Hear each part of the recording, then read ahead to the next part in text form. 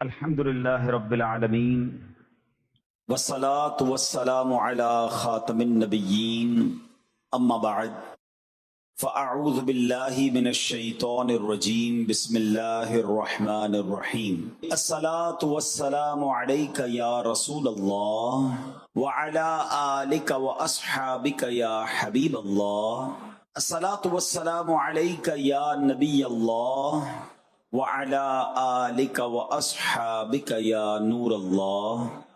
درود پاک پڑھنے کے بے شمار فضائل و برکات ہیں۔ میرے آقا مدینے والے مصطفیٰ صلی اللہ تعالی علیہ وسلم کا فرمان عالی شان ہے، ما من عبدین متحابین فی اللہ یستقبل احدہما صاحبہ فیصافحہ۔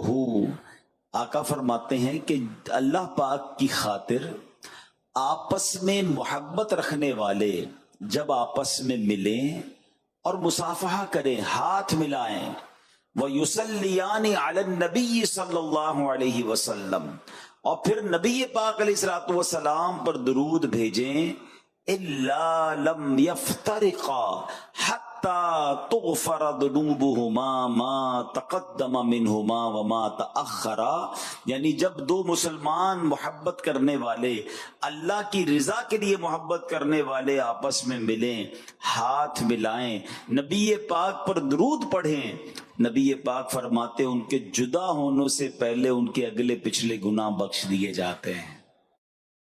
کیا خوبصورت ہمارا مذہب ہے، کیا پیارا انداز ملاقات کا ہے۔ آج کل سلام کی عادت بھی ختم ہوتی جا رہی ہے، مصافحہ کی عادت بھی ختم ہوتی جا رہی ہے۔ ہونا یہ چاہیے کہ جب بھی آپس میں ملیں، السلام علیکم ورحمۃ اللہ وبرکاتہ، جواب میں وعلیکم السلام ورحمۃ اللہ وبرکاتہ۔ ملاقات کریں تو بلا حائل ہاتھ ملائیں۔ یاد رکھیں دونوں ہاتھ بغیر کسی چیز کے ہاتھ میں ہوئے، بلا حائل، یعنی وداؤٹ اینی تھنگ، دونوں ہاتھ ملانے چاہیے۔ ہمارا کبھی رومال ہاتھ میں ہوتا ہے، کبھی موبائل ہاتھ میں ہوتا ہے، کبھی تسبیح ہاتھ میں ہوتی ہے، تو یہ دونوں ہاتھ نہیں ملتے۔ اگر کوئی چیز ہاتھ میں تو جیب میں رکھ لیں اور بلا حائل ہاتھ ملائیں تاکہ سنت کا پورا ثواب ملے، اور پھر اس کے بعد درود پاک پڑھیں۔ انشاءاللہ جدا ہونے سے پہلے دونوں کے اگلے پچھلے گناہ معاف کر دیے جائیں گے۔ اللہ مجھے اور آپ کو سنتوں پر عمل کرنے کی توفیق عطا فرمائے، بالخصوص درود پاک کثرت سے پڑھنے کی توفیق عطا فرمائے۔ آپ کو پتہ ہے کہ ایک ایسے 10 دن، ایک ایسا عشرہ جس کے بارے میں نبی پاک علیہ الصلوۃ والسلام فرماتے ہیں کہ عشرہ ذوالحجہ میں، یعنی پہلی ذوالحجہ سے 10 ذوالحجہ، یہ 10 دن جو ہیں، ایک نیکی کا ثواب 700 گنا دیا جاتا ہے۔ یعنی کاروباری لوگ بیٹھے ہیں، اسکیم آنے والی، آپ کی زبان میں بات کروں تو ایک اسکیم آنے والی ہے کچھ دنوں کے بعد، جس میں ایک نیکی ملٹی پلائی بائی انشاءاللہ 700 ہو جائے گی۔ تو آپ سوچیں کہ ہمیں اس میں کتنی نیکیاں کرنی ہے، کیسا ذکر اللہ کرنا چاہیے، ساری نمازیں باجماعت پڑھنے کی نیت کر لیں، اور پھر انشاءاللہ درود پاک کی کثرت بھی کریں گے۔ حدیث پاک کی مشہور کتاب ترمذی اور ابن ماجہ میں مسلمانوں کی پیاری امی جان حضرت بی بی عائشہ صدیقہ طیبہ طاہرہ رضی اللہ تعالی عنہا سے روایت ہے کہ اللہ پاک کے آخری نبی صلی اللہ علیہ وسلم نے فرمایا، یوم النحر، قربانی کے دن آدمی کے اعمال میں اللہ پاک کے ہاں سب سے پسندیدہ عمل قربانی کے جانور کا خون بہانا ہے۔ بے شک قربانی روز قیامت اپنے سینگوں، بالوں اور کھروں کے ساتھ لائی جائے گی، اور بے شک قربانی کے جانور کا خون زمین پر گرنے سے پہلے اللہ پاک کے ہاں بلند مقام پر پہنچ جاتا ہے۔ نشانی ہے وفا کی اور ایک نعمت ہے قربانی، نشانی ہے وفا کی اور ایک نعمت ہے قربانی، خدا کے دوست ابراہیم کی سنت ہے قربانی۔ مسلمانوں کبھی قربانی سے پیچھے نہیں ہٹنا، وقار دین ہے، اسلام کی شوکت ہے قربانی۔ تو اے میرے پیارے اسلامی بھائیوں، سیکھنے کو کیا ملا کہ اللہ کے نزدیک بقرہ عید والے دن سب سے افضل نیکی کون سی ہے؟ وہ جانور کا خون بہانا ہے۔ یہ ان لوگوں کے لیے بھی جواب ہے جو قربانی کے مقابلے میں آلٹرنیٹ پیش کرتے ہیں۔ ہر سال قربانی کے دنوں میں وسوسہ پیدا کرنے والے لوگ آتے ہیں، کہتے جناب اتنے جانور ذبح ہوتے ہیں، کروڑوں اربوں روپے خرچ ہو جاتے ہیں، کسی غریب کی مدد کر دینی چاہیے، کسی کے ساتھ تعاون کر دینا چاہیے، اتنے جانور قربان کیوں کرتے ہیں؟ مجھے ایک بات بتائیں، میں کسی غریب کی مدد کروں، میں کسی جناب اور نیکی کے کام میں خرچ کروں، مجھے اجر کس سے لینا ہے؟ جواب دیجئے گا، اللہ سے لینا ہے۔ اور اللہ کا حکم کیا ہے کہ اللہ کے نزدیک یوم النحر سب سے افضل کام یہ ہے کہ اس دن جانور کا خون بہایا جائے۔ تو ہمیں ایک بات سمجھنی ہے، ہم شریعت کے پابند ہیں۔ جس رب نے ہمیں مسلمانوں کی خیر خواہی کا، جس شریعت نے ہمیں مسلمانوں کی خیر خواہی کا درس دیا، وہی شریعت ہمیں بتا رہی ہے کہ یوم النحر قربانی کے دن سب سے افضل عمل کیا ہے؟ وہ قربانی کرنا ہے۔ تو اس میں کوئی پسو پیش نہیں کرنی چاہیے، چونکہ کاروباری لوگ بیٹھے ہیں، حساب کتاب آپ کے دماغ میں بڑا فاسٹ ہوتا ہے۔ چند اشارے دے دیتا ہوں تاکہ لاجیکلی بھی یہ بات سمجھ آ جائے۔ اول تو ایک بات ذہن میں بٹھا لیں، شریعت کا کوئی حکم مجھے فوراً سمجھ آ جائے اور میری طبیعت اس کو سن کر خوش بھی ہو جائے، عمل کے لیے تیار ہو جائے، تو پھر اللہ کا شکر ادا کرنا چاہیے کہ مولا تیری مہربانی، مجھے اتنا آسانی سے یہ عمل سمجھ میں آ گیا۔ اور کبھی کبھی ایسا ہو کہ میری عقل میں کوئی شریعت کا حکم نہ آئے، کوئی شریعت اور قرآن و حدیث کی بات مجھے تھوڑی سی مشکل سے سمجھ آئے، تو پھر سمجھ لو میری عقل کا قصور ہے، اس حکم میں کسی قسم کی کوئی کمزوری نہیں ہے۔ لیکن چلیں جناب، میں لاجیکلی بھی بتا دیتا ہوں کہ جتنا بڑا پیسوں کا ٹرن اوور، جتنا بڑا معاشی سپورٹ صرف قربانی کی وجہ سے مسلمانوں کے اندر ہوتا ہے، وہ شاید بہت بڑے بڑے بزنس میں نہیں ہوتا ہوگا۔ بتایا جاتا ہے خربوں روپے کی قربانی پاکستان میں ہوتی، اربوں کی نہیں، خربوں روپے کی قربانی ہوتی ہے۔ تو یہ اربوں خربوں روپے جاتے کہاں ہیں؟ یہ امیروں کی، مالداروں کی جیب سے نکلتے ہیں اور غریب لوگوں کی جیبوں میں چلے جاتے ہیں۔ آپ کو پتا ہے کہ جانور پالنے والے اکثر کون ہوتے ہیں؟ یہ گاؤں گوٹھ کے لوگ ہوتے ہیں، اپنے علاقوں میں پورا سال جانور پالتے ہیں کہ بقرہ عید کے دنوں میں بیچیں گے، پورے سال کے پیسے مل جائیں گے۔ تو سبحان اللہ، اور کمال دیکھیں میری شریعت کا، غریبوں پر قربانی نہیں ہے، صاحب نصاب پر قربانی ہے۔ یہی اکانومک سکھاتی ہے نا، یہی بزنس کا اکاؤنٹ سکھاتے ہیں کہ مالدار کی جیب سے پیسے اگر غریب کی طرف چلے جائیں تو اکانومی کو بوسٹ ملتا ہے۔ معیشت کا چکا جب چلتا ہے کہ جب پیسہ روٹیٹ ہونے لگ جائے تو جناب کروڑوں اربوں روپے جو ہے وہ لوگوں کی جیبوں سے نکلتے ہیں، جانور خریدا جاتا ہے۔ اور اگر آپ غریبوں کی بات کرتے ہیں تو لاکھوں غریبوں کا روزگار شروع ہو چکا ہے، آپ کے محلوں میں بھی شروع ہو چکا ہے، بکرا منڈی میں بھی شروع ہو چکا ہے، سوزوکی والوں کا شروع ہو چکا ہے، چارے والوں کا شروع ہو چکا ہے، جانور سنبھالنے والوں کا۔ سارے امیر لوگ ہیں کیا یہ؟ آپ کو غریب کی مدد کرنی تھی نا۔ لاکھوں غریب ماشاءاللہ روزگار کما رہے ہیں۔ جب قربانی ہوتی ہے کتنے لوگ کسائیوں کے ساتھ ہیلپر کے طور پر آتے ہیں، سب کو عید کے دنوں میں ہزاروں لاکھوں روپے مزدوری ملتی ہے، پھر غریبوں کا بھلا ہو رہا ہے۔ اور آگے چلیے، جب یہ قربانی ہو جاتی ہے آپ کے اپنے خاندان میں، آپ کے اپنے ملازمین میں ایسے ہزاروں لاکھوں مسلمان ہوتے ہیں جو بقرہ عید میں جی بھر کر گوشت کھاتے ہیں، جن کے گھروں میں پورا سال گوشت نہیں پکتا، ان کو جناب ماشاءاللہ اچھا گوشت مل جاتا ہے۔ کیا یہ غریبوں کی مدد نہیں ہے؟ آگے چلیے، جانور قربان ہو گیا، اب اس کی کھالیں، یہ کھالیں کہاں جاتی ہیں؟ یہ کھالیں چمڑا فیکٹری میں جاتی ہیں۔ اب وہاں لیدر کا کاروبار شروع ہوتا ہے، نہ جانے جوتے بنانے والے، جیکٹ بنانے والے، لاکھوں کروڑوں لوگوں کا پھر روزگار شروع ہو جاتا ہے۔ نہ جانے لوگوں کو کیوں سمجھ نہیں آتا کہ سبحان اللہ، شریعت کے ایک ایک حکم پر عمل کرنے کے لیے ہماری معیشت کو بھی بوسٹ ملتا ہے, ہمارے کاروبار کو بھی عروج ملتا ہے, اور سبحان اللہ کروڑوں غریبوں کی مدد بھی ہو جاتی ہے. لیکن ہم نے یہاں پر اگر یہ بات کوئی سمجھانے والا نہ ہوتا یا ہمیں لاجک پتہ بھی نہ ہوتی, پھر بھی ہمارا کام لبیک کہنا ہے کہ اگر رب کا حکم ہے, شریعت کا حکم ہے, تو جناب اب قربانی ہی کرنی ہے, اس کا کوئی اور آلٹرنیٹ نہیں ہو سکتا. اور آپ نے آج حدیث بھی سن لی کہ اللہ کے نزدیک یوم النحر یعنی قربانی والے دن سب سے افضل اگر کوئی عمل ہے تو وہ جانور کا خون بہانا ہے. اور سبحان اللہ یہ جانور تو قیامت کے دن اپنے بالوں کے ساتھ, اپنے خروں کے ساتھ, اپنے سینگوں کے ساتھ یہ پورا جانور قیامت کے دن لایا جائے گا. تو اب یہاں یہ بھی غور کر لینا چاہیے کہ اللہ نے جیسا مال دیا ہے نا, پھر ویسا جانور قربان کریں تاکہ اس کی بارگاہ میں وہ اس طریقے کا جانور ہمارے سامنے آئے. اب قرآن مجید کیا فرماتا ہے, یہ بڑی کمال کی آیت ہے, اور یہ ویسے تو تمام چیزوں کے لیے ہے مگر قربانی کے لیے خاص.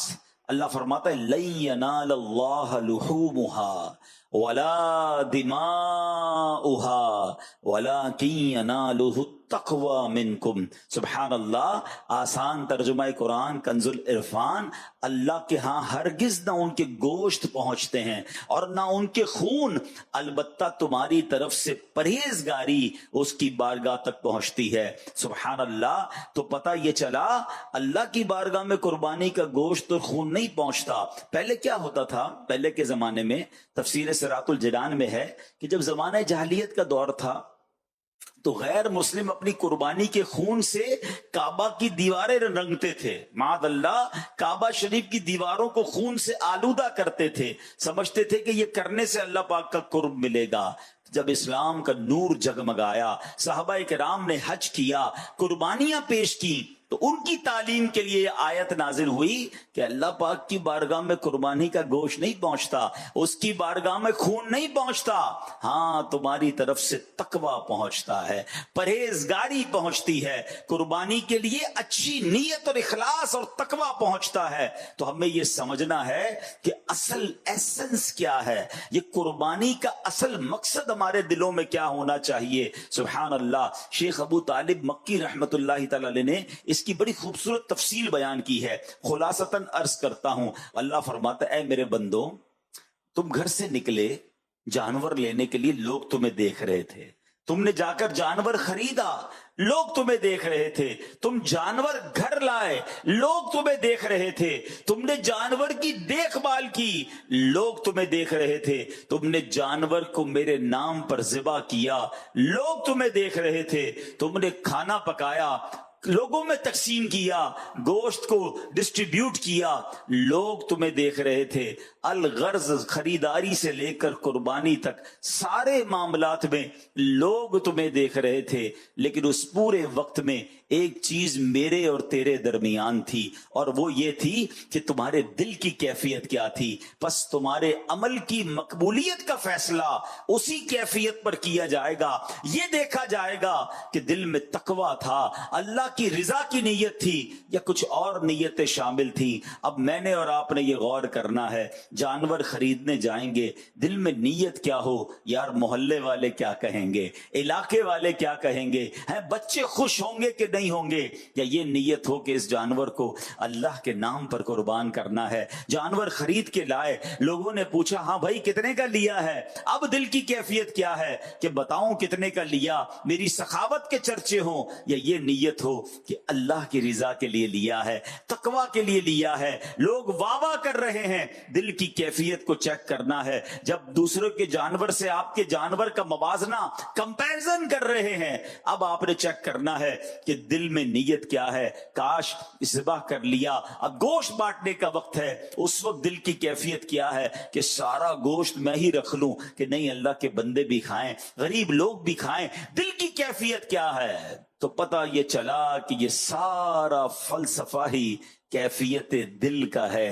اللہ کے حبیب علیہ السلام فرماتے ہیں قربانی کا خون زمین پر گرنے سے پہلے اللہ پاک کے ہاں قبول ہو جاتا ہے. فرمایا فطیبو بہا نفسن, پس خوش دلی کے ساتھ قربانی کیا کرو. یہ دس از دا کنڈیشن. پہلی کنڈیشن کیا تھی؟ تقوی ہوگا. اللہ کی بارگاہ میں کیا پہنچے گا؟ تقوی. اور اب آپ چاہتے قربانی مقبول ہو جائے, قطرہ پہلا گرنے سے پہلے ہی مقبول ہو جائے, تو وہ کیا ہے؟ خوش دلی. اب کچھ لوگ کیا کرتے ہیں, ارے بھائی پھر قربانی کے دن آ گئے, پھر پیسے خرچ کرنے پڑیں گے, ہیں اتنے مال تو ہے کہ قربانی معاف نہیں ہے, خاندان والوں کو بھی تو دکھانا ہے. قربانی پچھلی بار 4 بکرے لایا تھا, اس بار 3 لاؤں گا, پھر بھی لوگ باتیں بنائیں گے. جانور تگڑا لایا تھا, اس بار بھی اس سے اچھا لانا پڑے گا. یعنی اب یہاں پر بوجھ سمجھ کر قربانی کی جا رہی ہے, فارمیلٹی کے لیے قربانی کی جا رہی ہے. نہیں, خوش دلی کے ساتھ, اے اللہ تیری مہربانی, تو نے اس قابل بنایا ہے, تیرا کرم کہ تو نے اس قابل بنایا, پھر مجھے ثواب کمانے کا موقع دیا. روایتوں میں آتا ہے کہ قربانی کے جانور کے ہر بال کے بدلے میں قربانی کرنے والے کو ایک نیکی ملتی ہے. کتنے بال ہوتے بکرے کے اوپر, بکری کے اوپر یا گائے کے اوپر؟ لاکھوں لاکھ نے کیا. یا اللہ تو نے مجھے کمانے کا موقع دیا.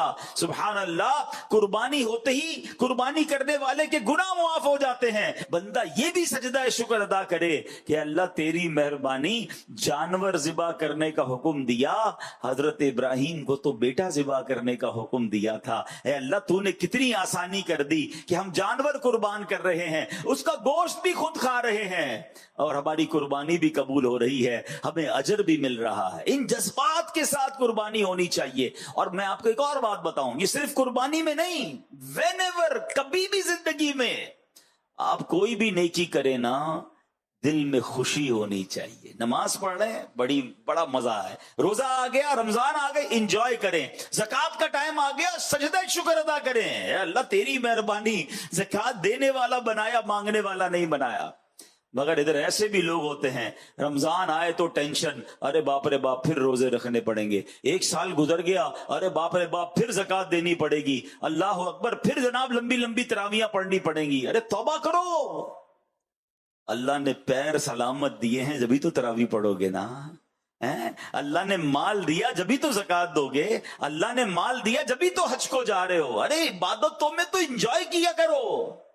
اور جو عبادت خوش دلی کے ساتھ ہوتی ہے نا, اس کا اجر, اس کا ثواب, اس کی برکت ہی کچھ اور ہوتی ہے ہمیشہ. اب اس قربانی میں بھی آپ نے بہترین جانور کرنا ہے, مگر اچھی نیت کے ساتھ اور خوش دلی کے ساتھ کرنا ہے. اللہ اکبر. اب سنو نا, خوش دلی کس کو کہتے ہیں؟ اللہ حضرت ابراہیم اور حضرت اسماعیل کی اس قربانی کا کوئی ذرہ نصیب فرما دے. حضرت ابراہیم نے جب خواب دیکھا تھا نا, آپ کو تو حکم دیا گیا تھا بیٹا ذبح کریں, اپنے بیٹے کو لے کے جا رہے ہیں مینا کی طرف. کمال یہ ہے کہ بیٹے سے چھپ کر قربانی نہیں کی, بیٹے کو بتا دیا. آپ نے کہا یا بنی انی ارا فی المنام انی اذبحک فانظر ماذا تری. کہتے ہیں اے میرے بیٹے, میں نے خواب میں دیکھا کہ میں تجھے ذبح کر رہا ہوں, اب تو دیکھ تیری کیا رائے ہے. اللہ اکبر. بچے سے پوچھا جا رہا ہے کہ مجھے حکم ملا ہے کہ تجھے ذبح کرنا ہے, اب تیری کیا رائے ہے. مگر وہ کیسی عظیم ہستی ہیں, ذبیح اللہ ہیں. حضرت ابراہیم نے جب یہ کہا تو بیٹے کے چہرے پہ چمک آ گئی, چہرہ کھل اٹھا, جسم پر کپ کپی طاری ہو گئی. حضرت ابراہیم پوچھتے ہیں بیٹے یہ معاملہ کیا ہے, تیرا چہرہ کھل کھلا رہا ہے, تیرے جسم پر کپ کپی آ رہی ہے. شہزادے کیا کہتے ہیں ابو جان میں قربان ہو جاؤں کہ میں اپنے رب کے حضور حاضر ہو جاؤں گا, اس فانی دنیا سے نکل کر میں جنت میں پہنچ جاؤں گا. اللہ پاک نے اگر میرے لیے حکم دیا ہے تو اس کا مطلب وہ رب کریم مجھ سے راضی ہے. بے شک رب نے جو اپنے پاس نعمتیں تیار کر رکھی ہیں وہ اس دنیا اور جو کچھ اس میں ہے اس سے تو بڑا بہتر ہے. سبحان اللہ. میں کتنا خوش نصیب ہوں کہ مجھے اس قربانی کے لیے قبول فرما لیا گیا. ادھر پیسے سے قربانی میں جان جا رہی ہے, ادھر جس کی جان جانی ہے وہ خوشی سے جھوم رہا ہے. فرق تو دیکھو نا کہ اللہ کی بارگاہ میں قربانی کرنے والے نے کیسی قربانی کی. سبحان اللہ. شاعر کہتے ہیں عید قربان جذبہ ایثار کا اظہار ہے, عید قربان جذبہ ایثار کا اظہار ہے. یہ اطاعت کا خلیل اللہ کی معیار ہے یہ تسلیم و رضا کی ایک لافانی مثال. جان دینے کے لیے فرزند بھی تیار ہے. باپ کا حسن عمل، بیٹے کا ذوق اتباع، اس مثالی داستان کا مرکزی کردار ہے۔ مگر میری شریعت نے جو مجھ پر سیکھنا لازم کیا، بڑے بڑے لوگوں کو نماز پڑھنا، وضو کرنا، غسل، نماز جنازہ، کپڑے پاک کرنے کا طریقہ، بیسکس وہ نہیں آتے، تو کب سیکھیں گے؟ اور ایک وہ لوگ ہیں جو بیٹے کو کہتے ہیں بیٹا اب قیامت کے دن ملاقات ہو، تو کیا بن گئے وہ؟ شیخ احمد رحمت اللہ تعالیٰ کے اتنے بڑے ولی بن گئے، اتنے بڑے بزرگ بن گئے۔ تو کم از کم میں مشورہ بھی دیتا ہوں، چلے بات چلی ہے، ہم میں سے بہت سارے صاحب اولاد ہوں گے، اللہ نے پیسوں سے بھی نوازا ہوگا، کہ ایسا نہیں ہو سکتا اگر اللہ نے 3-4 بیٹے دیے ہیں تو ایک بیٹا دین کے لیے وقف کر دینا ہے، 2-3 بیٹے کاروبار میں ساتھ دیں، ایک جنت کا کاروبار آپ کے لیے کرے، ایک جنت کا سامان کر دے۔ خوش نصیب ہے وہ والدین جو اپنے بچوں کو دین کے لیے وقف کرتے ہیں، وہ بیٹا پھر عالم بنے، وہ حافظ بنے۔ اور میرا ماننا یہ ہے کہ اگر کسی بزنس فیملی سے کوئی بچہ کھڑا ہوتا ہے اور جب وہ دین کا کام کرتا ہے تو وہ اس میچیورٹی کے ساتھ، اس کانفیڈنس کے ساتھ جا کر پوری دنیا میں دین کا کام کرتا ہے، جو عام مبلغ کے لیے آسان نہیں ہوتا۔ تو میں تمہیں تمام والدین کو کہتا ہوں، لوگ کہتے ہیں ایک بیٹا میرا جناب ڈاکٹر ہے، ایک بیٹا میرا لائر ہے، ایک بیٹا جناب میرا بزنس سنبھالتا ہے، میں نہیں کہتا کہ جناب یہ کام غلط ہے، مگر خوش نصیب ہیں وہ والدین جو یہ کہتے نظر آتے ہیں کہ میرا ایک بیٹا عالم دین ہے، میرا بیٹا مفتی اسلام ہے، میرا بیٹا جناب دین کا مبلغ ہے، اور جا کر لوگوں کو نیکی کی دعوت دیتا ہے۔ کوئی ایک بیٹا تو ایسا رکھو نا جو مرنے کے بعد بھی آپ کے لیے صدقہ جاریہ کا باعث بنے۔ کہتے ہیں خاندان میں ایک ڈاکٹر ہونا چاہیے، سچی بات یہ ہے کہ فیملی میں ایک عالم دین ہونا چاہیے، حافظ قرآن ہونا چاہیے، کیونکہ حدیثوں میں یہ مضمون موجود ہے کہ حافظ قرآن اپنی گھر والوں میں سے 10 ایسے لوگوں کی قیامت کے دن شفاعت کر کے انہیں جنت میں لے جائے گا جن پر گناہوں کی وجہ سے جہنم واجب ہو چکا تھا۔ عالم دین جب جنت میں جائیں گے تو انہیں روکا جائے گا کہ رک جائیے اور لوگوں کی شفاعت کیجیے، انہیں بھی اپنے ساتھ جنت میں لے جائیے۔ تو ان کے ماں باپ کا کیسے وارے نیارے ہوں گے، ان کے بھائی بہنوں کے وارے نیارے کیسے ہوں گے کہ جس کی فیملی میں کوئی عالم باعمل اور دین کا مبلغ ہوگا۔ صرف نوٹ گننے کے لیے اولاد کو آگے بڑھانا ہے، صرف کاروبار کو چمکانے کے لیے ہم نے سارے بچوں کو لگانا ہے؟ نہیں، یہ انویسٹمنٹ کیجئے۔ ہاں، اور ایک اور بات اشارتاً عرض کر دیتا ہوں کہ اگر آپ یہ طے کریں کہ آپ کے بیٹوں میں سے کوئی ایک بیٹا آپ دین کے لیے وقف کریں تو اس کو اتنا ہی سپورٹ کریں جتنا کاروبار کرنے والے کو بھی سپورٹ کریں، ورنہ کرتے کیا ہے، کسی بچے کو اگر عالم بنا دیا، اب بعد میں ساری زندگی وہ بیٹا شرمندہ رہتا ہے، کاش میں بھی کاروبار کرتا، سارے بھائی آگے نکل گئے، میں پیچھے رہ گیا۔ آج نوجوانوں کا جو حال ہے، آج جو کاروباری طبقے کا حال ہے، جو آج ینگسٹر، کیونکہ جتنے مالدار ہوتے جا رہے ہیں، عقل مندی تو یہ ہوتی ہے کہ پیسہ بڑھے، مال بڑھے تو رب کی اطاعت بڑھے، اللہ کی رضا والے کام بڑھیں۔ مگر ہم یہ دیکھتے جا رہے ہیں کہ جو جتنا مالدار ہوتا جا رہا ہے بدقسمتی سے اتنا گناہوں میں مبتلا ہوتا جا رہا ہے۔ اس کی آل اولاد اب جناب چونکہ پیسے آ گئے، اب پر نکل گئے ہیں، تو اب جناب سارے برے کاموں میں لوگ نظر آتے ہیں۔ ایسا ہونا نہیں چاہیے تھا۔ عقل مندی یہ ہے کہ رب جتنی عطائیں بڑھائے ہم اتنے سجدے بڑھائیں، ہم اتنا شکر بڑھائیں، مگر ہو کیا رہا ہے، وہ عطائیں بڑھا رہا ہے، معاذ اللہ ہم خطائیں بڑھا رہے ہیں۔ تو اپنی نسلوں کو بچانے کے لیے اپنے کاروباری ساتھیوں کی بھی فکر کیجئے نا۔ آپ کی مارکیٹ میں لوگ ہوں گے، آپ کی فیکٹری کے پاس جن کی فیکٹری ہوگی، آپ دیکھ رہے ہوں گے کہ ان کے بچوں کا کیا حال ہو رہا ہے، بلکہ ان نوجوانوں کا کیا حال ہو رہا ہے۔ اس کی فکر کون کرے گا؟ اپنی سوسائٹی میں آپ جس بھی کالونی سے، جس بھی جناب مارکیٹ سے آئے ہیں، کہ جناب ہم اگر آج دعوت اسلامی کے فیضان مدینہ میں آئے ہیں تو اگلی بار اپنی مارکیٹ کے مزید تاجران کو لے کر آئیں گے، ہم ان کے بچوں کو بھی دین کی طرف بلانے کی کوشش کریں گے۔ تو اس کا طریقہ یہی ہے کہ اس طرح کی گیدرنگز ہوتی رہیں، آپ کی مارکیٹوں میں بھی ہوتی رہیں، دکان درس کا سلسلہ شروع ہو، فیکٹری مدرسۃ المدینہ بالغان کا سلسلہ شروع ہو، اور پھر ہم اپنے بچوں کو، ہم بزنس کمیونٹی کے لوگ جو ہے اپنا وقت دے کر دیکھیں۔ آج تو وقت کی قربانی مانگی جا رہی ہے۔ حضرت اسماعیل نے اور حضرت ابراہیم نے کیسی قربانی دی، آپ کو پتہ ہے کیسا منظر تھا؟ جھرجھری آ جاتی ہے، کہتے ہیں نا رونگٹے کھڑے ہو جاتے ہیں۔ روایتوں میں آتا ہے جب حضرت ابراہیم علیہ السلام نے بیٹے کو قربانی کے لیے لٹایا، ان کے ہاتھ باندھ دیے، ان کے سر کے قریب بیٹھ گئے، چھری ان کی گردن پر رکھ دی، اور پھر کہا الہی لکل حمد فی الدہر الباقی رزقتنی الولد علی کبر سنی فابتلیتنی بہذا البلاء. اے اللہ پاک ہمیشہ ہمیشہ تیری حمد ہے، تو نے مجھے بڑھاپے میں بیٹا عطا فرمایا. یہ امتحان پتہ ہے کیسا تھا؟ پھر کہتے ہیں اللہ اسی کے ذریعے آزمائش آئی ہے. مگر اگلا جملہ سنو، کہتے فَإِن كَانَ هَذَا رِضًا لَكَا فَأُسَلِّمُ لِأَمْرِكَ. اے اللہ اگر تیری رضا اسی میں ہے تو میں تیری رضا کی خاطر تیرے حکم کے سامنے سر جھکاتا ہوں. اگر تو اسی پر راضی ہے تو اے اللہ میں بھی راضی ہوں. کتابوں میں لکھا جب حضرت ابراہیم نے یہ کہا نا تو فرشتے بھی رونے لگے. روتے روتے اللہ کی بارگاہ میں عرض کرتے ہیں مولا تیرے نبی ہیں، ایک لیٹا ہوا ہے ایک ذبح کرنے ہے، اے اللہ تیری رضا کی خاطر ذبح کرنے کو تیار ہیں. پھر اللہ کریم نے سبحان اللہ حضرت اسماعیل کے فدیے میں جنتی مینڈا بھیجا. کاش یہ جذبہ کا کچھ ذرہ نصیب ہو جائے. اے اللہ میں تیری رضا میں راضی. جملہ کتنا پیارا ہے. ہم پتہ کیا کرتے ہیں، اللہ سے بھی کاروبار کر رہے ہوتے ہیں، شرطیں لگا رہے ہوتے ہیں، اللہ یہ بھی دے دے یہ بھی دے دے یہ بلا دور کر دے، بس ہمارے پسند کا حال ہم کو دے دے. جو عارفین ہوتے ہیں نا، جو اللہ کے مقرب ہوتے ہیں، اللہ سے یہ نہیں کہتے اللہ وہ حال دے دے جس میں میں خوش ہوں. وہ کہتے ہیں اللہ وہ حال میں رکھ جس میں تو راضی ہے، اور تو جس حال میں رکھے میں اس حال میں راضی ہوں. مزہ یہ ہے نا کہ اللہ کی رضا والی زندگی مل جائے، میری رضا والی. ہم چاہتے ہیں میں کمفرٹ زون میں رہوں، کوئی پرابلم کوئی پریشانی کوئی ڈیفیکلٹی سامنے نہ آئے. ارے مزہ یہ ہے کہ اے رب تو جس حال میں دیکھنا چاہتا ہے میں اس حال میں راضی.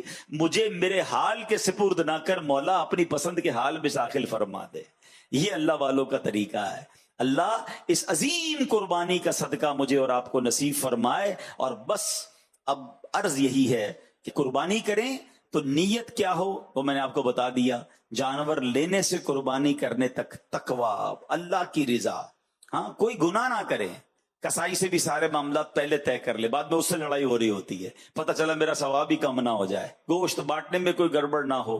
ہر چیز میں تقوی اور پرہیزگاری ہو، کسی کی دل آزاری نہ ہو. جانور ایسی جگہ نہ باندھے جس کی وجہ سے لوگوں کا راستہ روک رہا ہے، کسی کی روڈ پہ کھڈا کر رہے ہیں. نہیں، آرام سے محبت سے رضا خوشی کے ساتھ میری قربانی ہو، کیونکہ یہ قربانی میرے لیے جنت کا سامان بنتے جا رہی ہے. اور جب ذبح کریں نا تو اللہ کی بارگاہ میں یہ بھی دعا کریں کہ اللہ آج جانور ذبح کر رہا ہوں، کبھی وقت پڑا مولا اپنا مال بھی قربان کروں گا، اپنے وقت کی قربانی بھی دوں گا، بلکہ مولا ایسا جذبہ دے کہ تیرے دین پر موقع ملے تو اپنی جان بھی قربان کر دو.